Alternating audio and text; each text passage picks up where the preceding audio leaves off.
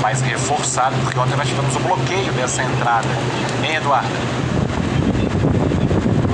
É verdade, né, Farago? Situação bem diferente do que a gente vivenciou ontem. Aqui na região do bairro Itacurubi, inclusive, o trânsito aqui está fluindo normalmente. Os agentes da Guarda Municipal estão por aqui desde ontem, né? Passaram a noite, a madrugada por aqui. Inclusive, o secretário de Segurança Pública aqui da capital, Araújo Gomes, também está acompanhando todo esse processo.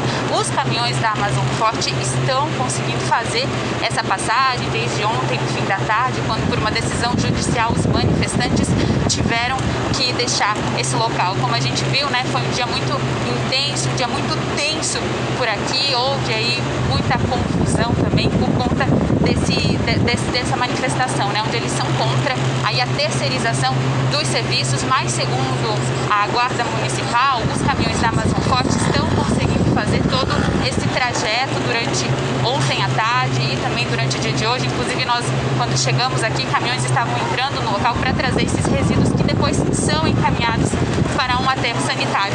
Lembrando, né, que essa empresa terceirizada, ela atende o continente e o norte da ilha. As outras regiões aqui da capital, a prefeitura disse que vai contratar equipes para fazer esse trabalho, para que não seja prejudicado. A atenção agora está para o resultado da Assembleia, portanto, os agentes da Guarda Municipal vão continuar por aqui, monitorando toda essa situação. A gente também vai acompanhar tudo de pertinho para informar o telespectador, né, Fará? Porque, inclusive, é um serviço fundamental aqui para a cidade. É contigo. Não há a menor dúvida disso. Obrigado, Eduardo. Obrigado pelas informações. Duda Demenech ao vivo com a gente. No telão do Bom Dia Santa Catarina, no outro, prefeito Jean Loureiro, prefeito de Florianópolis, para a gente falar sobre esse assunto. Antes da gente falar um pouquinho sobre a questão do serviço, que acaba sendo prejudicado, né? Não há dúvidas, até que equipes sejam contratadas e o serviço possa ser restabelecido, mesmo de forma parcial. Prefeito, a solução para o problema, né? Os trabalhadores querem a CONCAP 100% pública. O senhor tem uma outra ideia, já está implementando essa ideia. Como é que soluciona o problema? O senhor pretende recuar de alguma forma ou mantém os projetos já anunciados previamente? Bom dia, obrigado por nos atender. Bom dia, Fará. Se o sindicato quer a CONCAP 100% pública, a maioria da população quer uma empresa eficiente, que custe mais barato, que trabalhe todo dia sem greve. Essa vontade de ter greve permanentemente não cabe mais na cidade de Florianópolis. Nós já somos reféns do sindicato há décadas e eu, como prefeito, tenho que representar a vontade da maioria da população, não aceitar mais isso. Só nos últimos 5 dias, se 2 anos foram 22 dias de greve em 5 greves, 13 assembleias, quando nesse dia os trabalhadores também não trabalham para ir na assembleia, prejudicando a qualidade do serviço. Além disso, o serviço privado custa metade do valor do que custa o da CONCAP. Então você pergunta ao cidadão, você quer pagar o dobro do preço que uma empresa privada faz e ainda ter greve a cada mês? Nós não podemos mais aceitar isso. Por isso a decisão já tomada, né? No início do ano já tínhamos terceirizado o trabalho na região continental, iniciamos agora no norte da ilha e estamos preparando uma licitação, né, para que gradativamente possamos avançar com isso, sem tirar a garantia do emprego do trabalhador, mantendo a coleta seletiva, a coleta de vidros, a coleta de verdes, a limpeza pública, mas aquilo que nós possamos reduzir drasticamente o valor e não aceitar ser mais refém do sindicato, porque quando fazia greve, parava tudo na cidade e os prefeitos ofereciam tudo, super privilégios, super benefícios, gerando as grandes diferenças no serviço público. Neste momento, né, agora que há a crise estabelecida, digamos assim, como é que o senhor pretende manter o serviço? O que pretende fazer? Bom, as greves que o sindicato realizou só tinham 2 alternativas. Ou a prefeitura cedia em tudo que eles queriam, ou tinha uma decisão judicial. O que a gente espera agora é o bom senso do sindicato, né?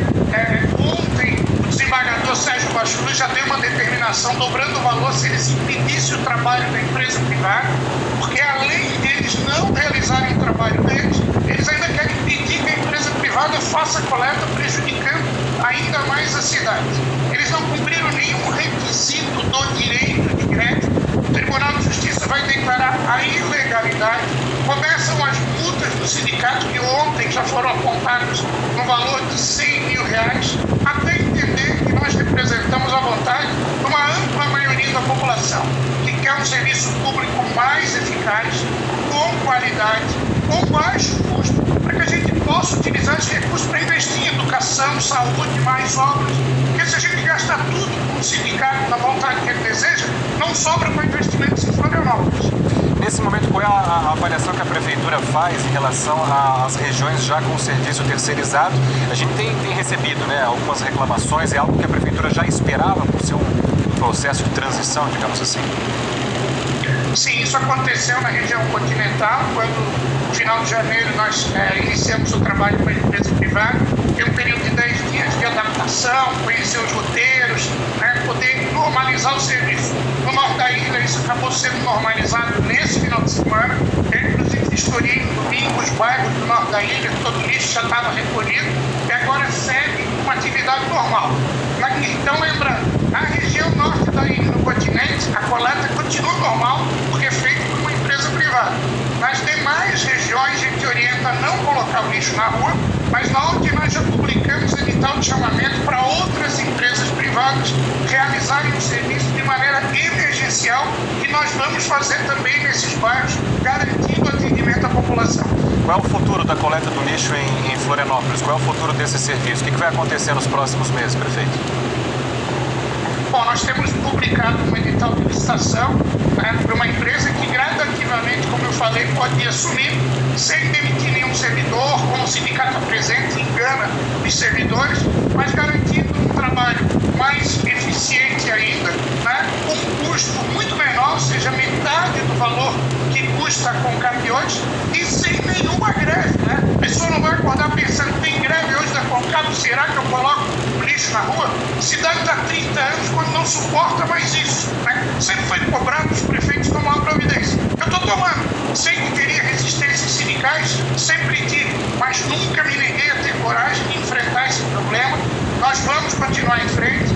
Nós estamos solicitando mais uma vez que os trabalhadores não caiam no conto do sindicato, que voltem a trabalhar, que aqueles que cruzar os braços, nós vamos descontar o salário dos dias parados e vamos abrir processo por abandono de emprego. Essa greve é ilegal, não pode continuar, e a volta que a gente pede muitas vezes o consenso, que é difícil do sindicato, mas para os trabalhadores possam ter uma compreensão, né, e a coragem também de voltar ao trabalho e demonstrar que querem continuar prestando um serviço que vai ser feito com um custo menor, com a mesma qualidade ou mais qualidade e sem greve em Florianópolis. Nós não suportamos mais greve, não aguentamos mais ser refém do sindicato. Sobre esse assunto especificamente, o senhor não dialoga mais, não há mais conversas, é caso superado já, na sua visão?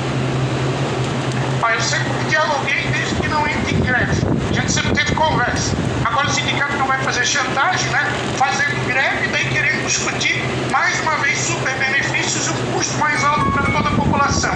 Por isso, nesse momento, o que tem que ser feito é cumprir a decisão judicial, declarar a ilegalidade do retorno imediato às atividades, porque se não fizer isso, mais uma vez nós vamos contratar uma empresa terceirizada para essas outras regiões para fazer o serviço. Nós não vamos deixar a população sem o serviço. Prefeito, para a gente fechar, né, para quem é de outras regiões do estado, né, alguns acompanharam o seu Jornal do Almoço regional, para quem é da Grande Florianópolis e que nos acompanha também no JA, pessoal da Serra, enfim, do meio oeste do estado, nós estávamos ao vivo ontem no Jornal do Almoço, eu também estava apresentando o jornal com a Alain.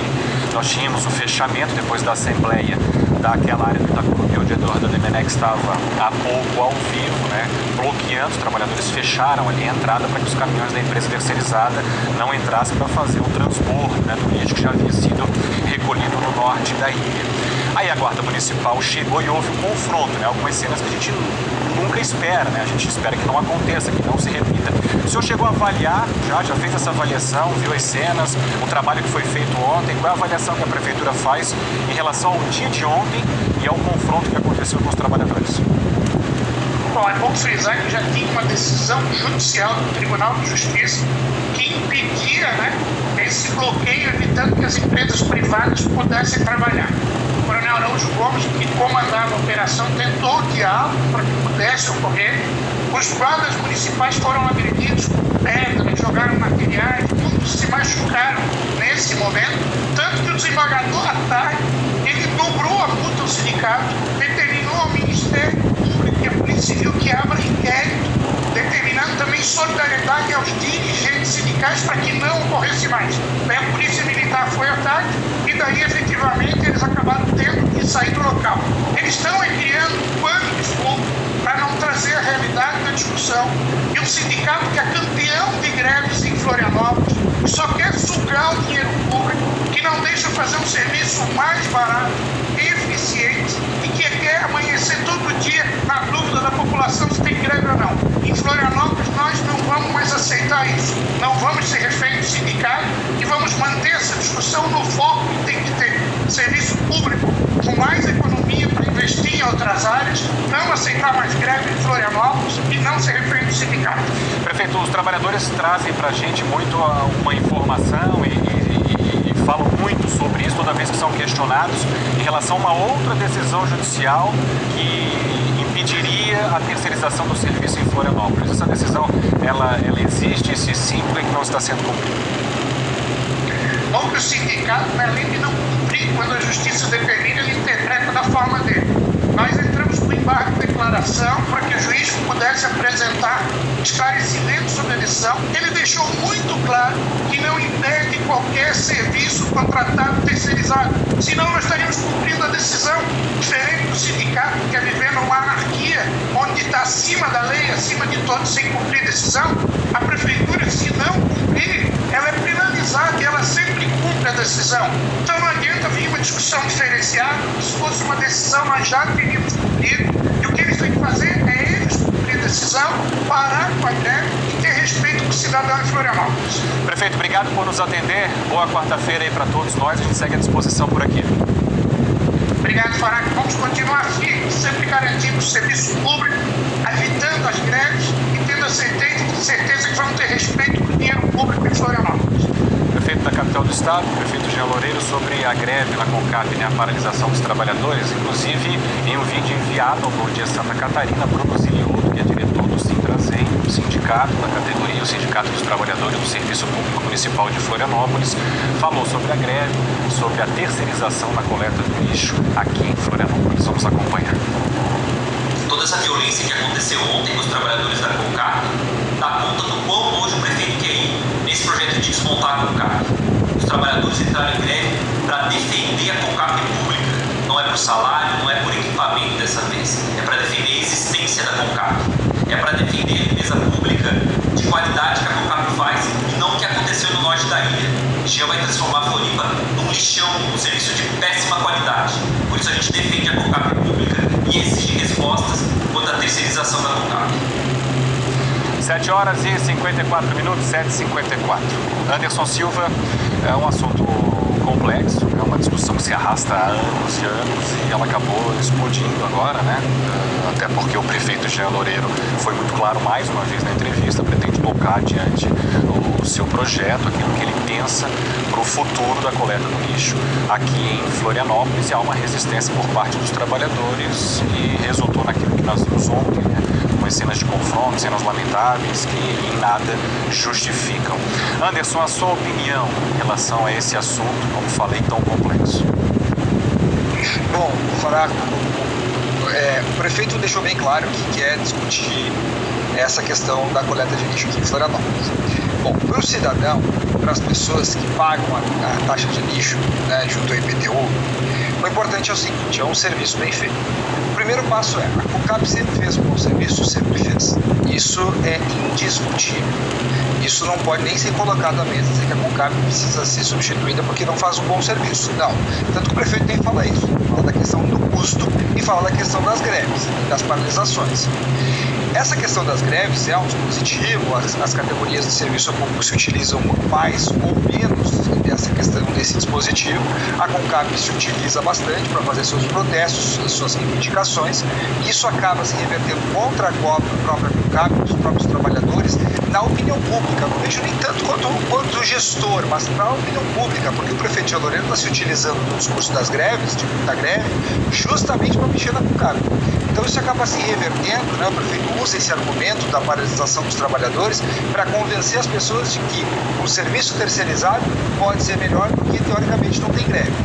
Então Então, a gente entrou aqui numa discussão de greve, a CONCAP não vai bem porque tem greve, a CONCAP não isso porque a greve. Então se resumiu a isso, não é um serviço. O serviço da CONCAP é muito bom, isso é indiscutível. Agora, há uma decisão de gestor público do prefeito de discutir essa questão, tanto que lá em janeiro, isso começa lá em janeiro desse ano, o prefeito mandou um pacote para a Câmara de Vereadores que colocou um dispositivo lá que permite a terceirização do serviço da CONCAP. Até janeiro isso não era permitido. O prefeito mandou lá, em 2-3 semanas o projeto foi aprovado na Câmara de Vereadores e aí se possibilitou isso. Não se permite a demissão, se mantém a estabilidade, o prefeito destacou isso há pouco, então não se pode demitir. E a ideia da prefeitura é o quê? O prefeito falou um pouquinho ali, mas é o quê? Coleta de dejetos terceirizada.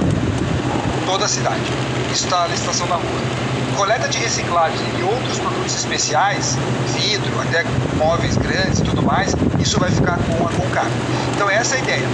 É uma decisão que a população pode avaliar e dizer se é bom ou é ruim. Agora, no norte da ilha, onde o serviço começou agora, não começou bem, derrapando. Por isso que as pessoas começam a olhar e dizer assim, comparar. Bom, a CONCAP fazia bem, a terceirizada não faz bem. Será que é bom? Será que é ruim? A greve está acontecendo?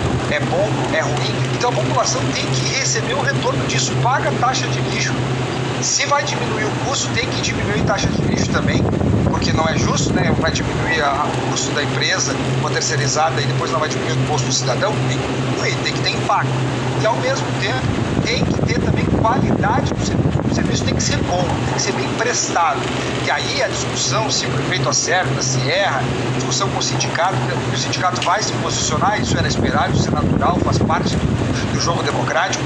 Agora, a discussão, a avaliação fica com as pessoas, fica com o ônus ou o bônus que o prefeito pode ter disso. Agora, o serviço que importa para as pessoas tem que ser bom, porque sempre foi bom e tem que continuar sendo. Se vai ser com baixo custo e se vai ser com retorno para as pessoas, melhor ainda. Agora, tem que acontecer, porque senão de nada adianta mexer nisso se o serviço não for bom, Renato. É uma aposta alta, legítima, que faz o prefeito de Florianópolis com amparo no Poder Legislativo, como o Anderson falou, né, quando aprovaram a autarquia, abriu espaço justamente para terceirizar o serviço, então está dentro da legalidade. É uma aposta alta porque, de um lado, nós temos um serviço caro e de excelência. É isso que a contabilidade da prefeitura apresenta, que é caro, mas é um serviço de excelência. É um serviço muito bem feito, um serviço feito pela CONCAP. Do ponto de vista da racionalidade, se a gente for analisar esse assunto sem ideologia, sem carga de ser estatizante, de ser neoliberal, de privatizar e tal, não. Se a gente tratar esse assunto com pragmatismo, é evidente que faz lógica o pensamento, o raciocínio da terceirização. Vamos lá, partindo do princípio que se mantiver a qualidade e reduzir a metade o custo e essa economia for transferida em serviços públicos como saúde, educação e infraestrutura, é evidente que faz sentido, é evidente. Agora, a pergunta é, a qualidade vai ser mantida? Houve problemas no início, no norte da ilha, o prefeito disse que já melhorou, uma demanda mais forte de reclamações, quando a empresa terceirizada começou no norte da ilha, depois deu uma arrefecida, tem que melhorar, enfim, é uma avaliação que a cidade vai fazer. E é um peso, um bônus político que o prefeito de Loureiro ele está disposto a carregar. E está na contabilidade da crise política esse enfrentamento com o sindicato. É evidente que já se esperava esse tipo de situação que é absolutamente lamentável, principalmente no caso envolvendo violência. O problema é que muitas vezes a lógica no serviço público, na administração pública, nem sempre o lógico, o racional acaba sendo melhor. Infelizmente, existem questões políticas, partidárias, ideológicas, sindicais, enfim, o resultado prático tem que ser a entrega do serviço para a população. As cenas foram lamentáveis de ontem, ainda há uma expectativa para hoje. Como fica a situação para hoje? À medida em que no centro da cidade, na ilha de Santa Catarina, com exceção ao norte da ilha, o trabalho está paralisado. Como é que fica? Então, quanto mais o tempo passa, tem essa questão também que o sindicato entra, sem dúvida, na sua análise estratégica, né? Porque quanto mais o tempo passa, pressiona a prefeitura, mas também traz um desgaste do sindicato, da CONCAP, perante a população que não tem o seu lixo recolhido. É um assunto complexo e que a sociedade vai avaliar o resultado dele, se as terceirizações elas são o caminho adequado para o município. Anderson, vamos te liberar. Boa quarta-feira para nós, para você dar uma atenção aí pro João Pedro, que desde as primeiras horas do dia está bem animado aí ao longo do Bom Dia Santa Catarina. Cuidado dos teus fusquinhas aí atrás também. Amanhã a gente conversa mais, meu amigo. Até lá. Até lá, bom dia a todos. Valeu. Renato, até daqui a pouco. Até mais. Daqui a pouco a gente conversa mais com o Renato sobre outros assuntos. 8 horas e 1 minuto. A seguir, vamos falar sobre a suspensão na produção de medicamentos importantes para o diagnóstico de câncer. Suspensão pelo Instituto de Pesquisa em Energia Nuclear. Já tem impacto no Estado também. E tem ainda as informações do esporte. Daqui a pouquinho a gente traz todos os detalhes para você. Imagens ali da região do Itacorubi, região central de Florianópolis, né? Mas bem populoso também. Daqui a pouco a gente volta com outras informações, então. 8 horas e 2 minutos. Até já.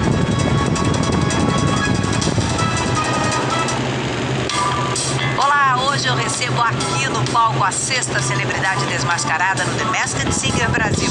A nossa manhã também vai ter G-Show no Encontro, o que anda rolando no mundo dos famosos e da internet. E eu vou querer saber se você já aprendeu essa dancinha, olha só.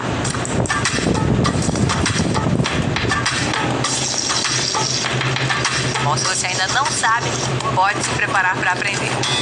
Às 10h45 da manhã, depois do Mais Você, o Encontro é comigo. Você sabia que Santa Catarina é o principal exportador de carne suína do país? A alta na exportação dos suínos deve-se à excelência do trabalho que é realizado em todo o sistema de produção, que começa pelo produtor rural.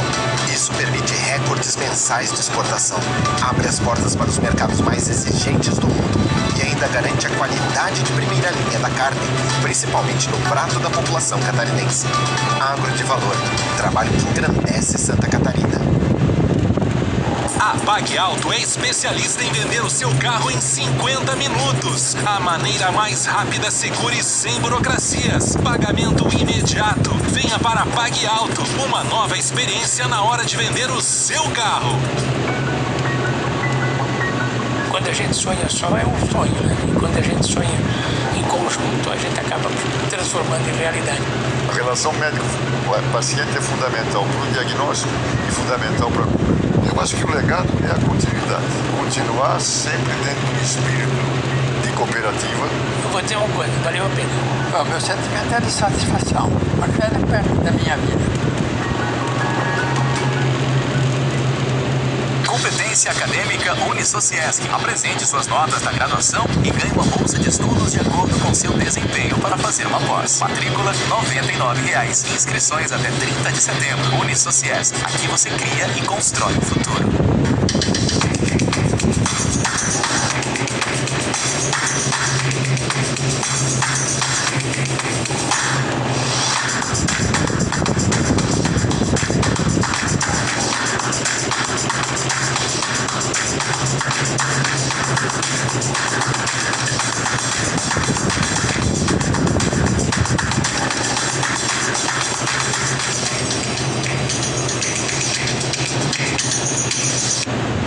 A gente está preparando um domingão no capricho para você. Espero, hein? Tem uma nova desafiante. Quem quer ser o milionário louca para responder a pergunta do milhão? Espero fazer a pergunta do milhão para alguém como você. Por que não você? Bora. Fiuk, Margareth Menezes e Gloria Groove voltam ao palco para mais uma rodada do Show dos Famosos.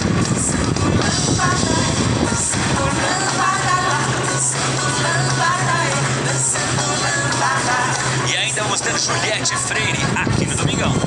Domingo, 6 da tarde. E aqui a gente mistura tudo de bom no seu Domingão.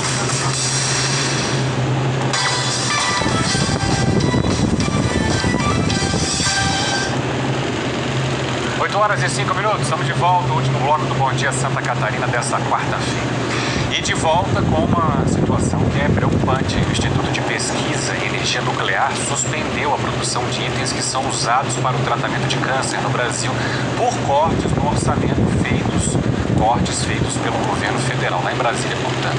Os reflexos dessa decisão já podem ser vistos em vários pontos do país. Aqui em Santa Catarina não é diferente. Inclusive, a Secretaria de Estado da Saúde reconheceu que o Serviço de Medicina Nuclear no Instituto de Cardiologia não vai poder desempenhar as atividades como deveria a partir da próxima segunda-feira já. Ontem, em entrevista ao programa CBN Hub, na CBN em Florianópolis e Joinville, a diretora do Centro de Pesquisas Oncológicas de Santa Catarina, o CEPOM, falou sobre os possíveis impactos para os pacientes. Vamos ouvir um trechinho.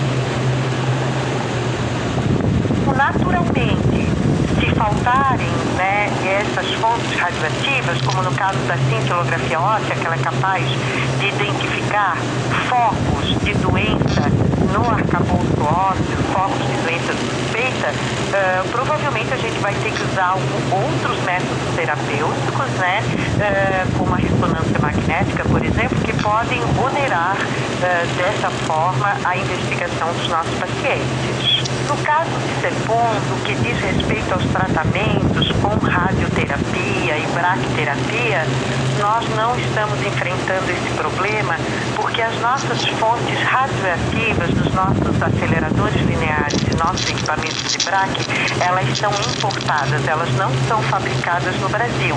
E nós estamos rigorosamente em dia com essa importação. Já para os métodos diagnósticos, como a cintilografia óssea, por exemplo, a gente vai ter o mesmo problema, uma vez que o CEPOM terceiriza esse serviço em clínicas da cidade e com isto nós podemos também ficar com problemas de realizar, por exemplo, o rastreamento das metástases ósseas em nossos pacientes. 8:07. Renato, a Secretaria de Estado da Saúde se posicionou e para a Secretaria o impacto é direto, no meio, sem dúvida alguma. A nota, inclusive, foi bem preocupante. A partir da próxima segunda-feira já teremos problemas. No que diz respeito ao CEPOM, que é administrado pela FAES, uma fundação, mas com um serviço público importante, a diretora ela foi muito clara. Em relação aos tratamentos, a maioria é importado e tal. Mas se há problemas no diagnóstico, e ela deixou isso também muito claro, o diagnóstico sim, também há problemas do início do tratamento, enfim, o diagnóstico precisa ser preciso o mais rápido possível quando falamos de pacientes com câncer.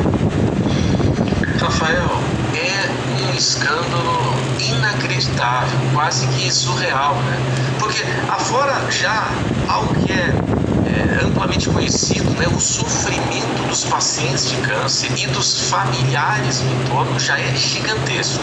Agora imagina adicionar a incapacidade, a expectativa de não conseguir fazer um tratamento. Isso é seríssimo. Isso abala o tratamento, que você não vai conseguir a medicação, e abala o psicológico, que também compromete a recuperação. Então é algo inaceitável que está acontecendo. Nós temos dois problemas seríssimos, A questão de não ter o tratamento, do risco de não ter o tratamento, e também do diagnóstico, porque se não tem um insumo para fazer o diagnóstico, teremos o diagnóstico tardio.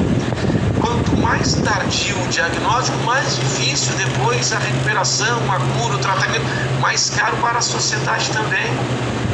Então é algo inacreditável a que ponto nós chegamos. E os técnicos, os profissionais da área médica lá no Instituto de Pesquisa de Energia Nuclear, eles estavam alertando as autoridades federais da necessidade do repasse de investimentos. E o mais inacreditável ainda é que está dependendo da aprovação de um projeto de lei no Congresso Nacional para ampliação dos recursos necessários para a compra dos insumos. Mas tem tanta urgência no Congresso Nacional, acima desta, que é para preservar vidas das pessoas mais carentes, acima de tudo. Então é algo inacreditável. Se discute tanta questão que não está na ordem do dia, que não é no rol das prioridades da população brasileira, que não vai interferir diretamente na vida das pessoas, e aí tratam como prioridade. Agora, essa questão que resolve e interessa diretamente aos pacientes e familiares de pessoas com câncer, está lá dependendo de uma aprovação. Então, hoje, agora, neste exato momento, no Congresso Nacional, deveria ser esta a força-tarefa número 1 para aprovar e liberar imediatamente os recursos para a compra desses insumos. Porque quanto mais atraso houver, mais vidas, lamentavelmente, estarão comprometidas com essa irresponsabilidade de não repassar esses recursos federais, deixar chegar nessa situação lá onde o Instituto de Pesquisa de Energia Nuclear é responsável pela produção desses insumos fundamentais no diagnóstico e tratamento do câncer nos brasileiros. Já que você tocou nessa questão do Congresso Nacional, a informação que nós temos é que, inclusive, a deputada por Santa Catarina, da Cidadania por Santa Catarina, Carmen Zanotto, que é da área, já entrou com um pedido, né? Mas o pedido precisa ser aceito para que haja uma audiência pública para discutir essa situação, para que depois o problema seja resolvido. O fato é que já estourou, né, Renato? Por exemplo, aqui em Santa Catarina, a partir de segunda-feira, já há prejuízos diretos e já há impactos, inclusive hoje, né, de forma indireta ou direta, enfim, já há problemas. E não é tão simples assim, né, restabelecer depois a produção lá por parte do IPEM. Precisa vir o recurso e depois você vai restabelecer para depois repor. Ou seja, é realmente um escândalo, né, uma tragédia. Rafael, se a gente for esperar por audiências públicas, amplos debates, enfim, nós temos um fato concreto. É preciso aprovar um adicional no Congresso Nacional no orçamento para comprar um insumo do Instituto de Pesquisa de Energia Nuclear, que é responsável por grande parte da produção dos fármacos para tratamento de câncer no Brasil. Então não dá para esperar a audiência pública, nós temos um problema real. Este fato hoje já compromete o atendimento básico, o atendimento especializado aos pacientes e, acima de tudo, no diagnóstico preventivo de câncer no Brasil. Valeu, Renato. Um abraço. Vamos seguir acompanhando. Obrigado. Renato Ribeiro ao vivo com a gente aqui no Bom Dia Santa Catarina. 8 horas e 12 minutos. Vamos falar de esporte agora? Vamos lá, mudando completamente de assunto. E a gente começa pela Série B do Campeonato Brasileiro. Ontem, Avaí e Brusque entraram em campo. Na ressacada em Florianópolis, o Leão da Ilha venceu o Goiás num jogo importantíssimo. Goiás que vinha de 10 jogos sem derrota, está acima na tabela, inclusive, né, no grupo dos 4 primeiros. A vitória sobre o vice-líder da competição manteve o Avaí ali pertinho do G4. Foi o primeiro jogo da Série B com torcedores em Santa Catarina. A autorização era para 30% da capacidade. O Avaí preferiu liberar só para sócios. 456 foram assistir ao jogo, todos com vacinação completa ou com teste de Covid negativo, usando máscara, cumprindo o distanciamento social, matando a saudade de ver um jogo no estádio. Mas para comemorar o gol, essa turma teve que esperar um pouco mais. Aos 30 do segundo tempo, viram o artilheiro Jonathan entrar no time. E 4 minutos depois, passe de Valdívia, gol de Jonathan, o 7º dele na temporada. Esse com uma ajudinha do Matheus Salustiano. Esse foi o único gol da partida. Avaí 1, Goiás 0. O Avaí jogou bem, inclusive, né? Assistir esse jogo aí, poderia ter feito mais gols, ficou mais pro fim, acabou vencendo por 1-0 para a alegria do torcedor do Avaí. A vida do Brusque foi um pouco mais complicada. Jogou fora de casa com o Sampaio Correia. O time catarinense completou 11 jogos sem vitórias. Começou tão bem a Série B, né? Não tá num bom momento. Mas, pelo menos, no fim das contas, saiu perdendo e conseguiu empatar. Olha só. O time maranhense dominou o primeiro tempo e abriu 2-0. Luiz Gustavo e Jackson marcaram para o Sampaio Correia. Depois do intervalo, o domínio da partida mudou de lado e o artilheiro Edu entrou em ação. Foram dele os 2 gols do Brusque. Edu chegou aos 13 gols nesta Série B. E no placar do jogo, Sampaio Correia 2, Brusque também 2. Vamos à classificação? Vamos lá, o Brusque então empatou fora de casa, o Avaí venceu no estádio da ressacada. O Avaí subiu um pouquinho, foi para a 6ª colocação, está a 4 pontos do grupo dos 4 primeiros. Grupo que tem Coritiba com 48, Goiás 45, Botafogo, que arrancada do Botafogo nas últimas rodadas, 44, e o CRB, que vem figurando entre os 4 primeiros desde o começo da competição, praticamente na 4ª colocação. Guarani 41 e aí o Avaí na 6ª colocação com 40. Sampaio Correia, adversário do Brusque ontem, é o 7º colocado com 36 pontos. O Brusque aparece na 14ª colocação.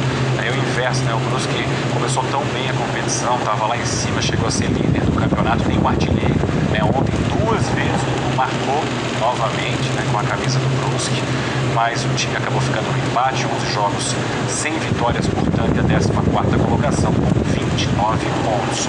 Os 4 últimos, Londrina, Vitória, Confiança e o Brasil de Pelotas lá embaixo com 16 pontos somados. Vamos lá, vamos em frente. 8h15. Olha só, você já olhou ao seu redor, viu como tudo está ficando mais colorido, né? Onde começa a primavera.